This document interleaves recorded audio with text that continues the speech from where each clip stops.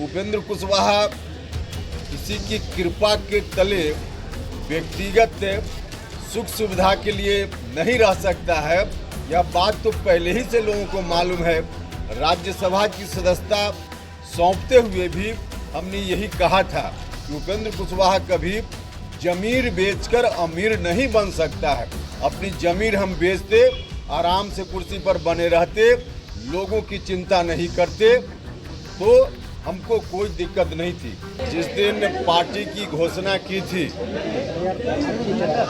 उसी दिन हमने कहा था कि विधान परिषद की सदस्यता का भी परित्याग हम कर देंगे।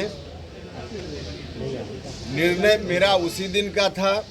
कुछ औपचारिकता बाकी थी क्योंकि माननीय सभापति जी नहीं थे।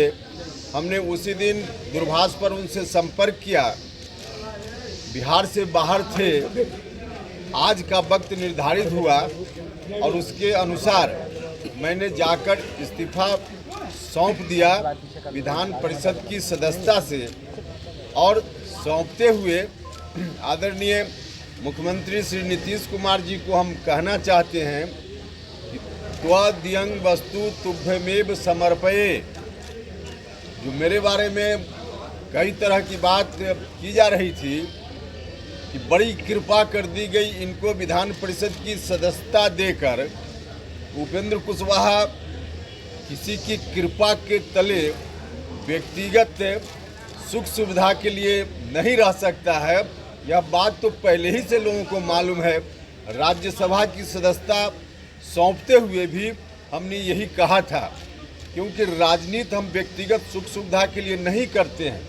किसी को भी अपनी सुख सुविधा के लिए वैसी कुर्सी, जो कुर्सी सिर्फ व्यक्तिगत सुख सुविधा दे, वैसी कुर्सी के लिए राजनीति नहीं होती है। राजनीति होती है लोगों को कैसे न्याय मिले, जो दबे कुचले शोषित पीड़ित लोग हैं उनको कैसे न्याय दिला पाएँ। इस बात के लिए ताकत सत्ता की भी मिलती है तो इसका इस्तेमाल इन्हीं बातों के लिए करना चाहिए।